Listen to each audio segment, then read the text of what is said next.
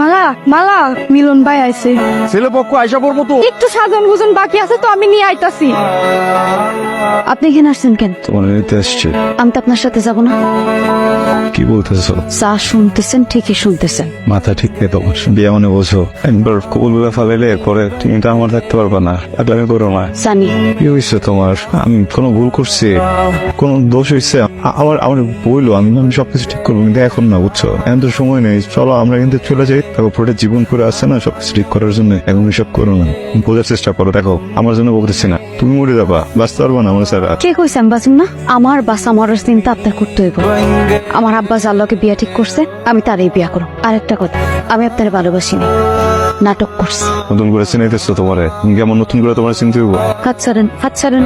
নিজের দেখছেন কোনোদিন? আমার যার লগে বিয়া ঠিক হইছে তার ব্যাপারে কিছু জানেন? সে কি করে, এই গ্রামে তার কত সম্মান, কিছু জানেন?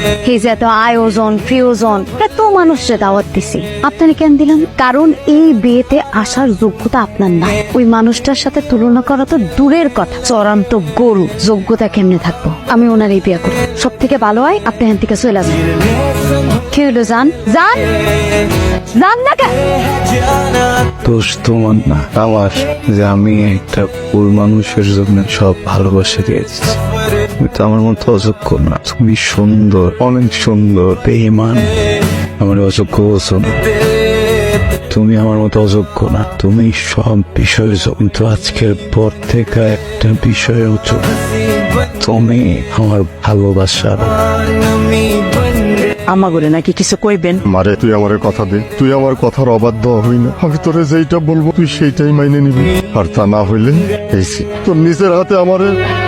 এটা আপনি কি করতেছেন? কি বলতেছেন আপনি এটা? তুমি থামো, কি হলো? কথার উত্তর দেশ না কেন? তুমি যা বলবা আমি সেটাই মাইনা নিব। আমি আর এমন কোনো কাজ করব না যাতে তোমার আবার মাথা দিছো।